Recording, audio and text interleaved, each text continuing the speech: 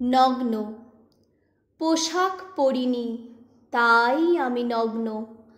পোশাক পরেছ তুমি, তবু নগ্নতাই মগ্ন। নগ্ন বলে উঠবে আঙুল, শালীনতা বিঘ্ন হয় পাছে, হিসাব আছে? কত সতী নারী নগ্ন হয়েছে ভদ্র পোশাকধারীর কাছে।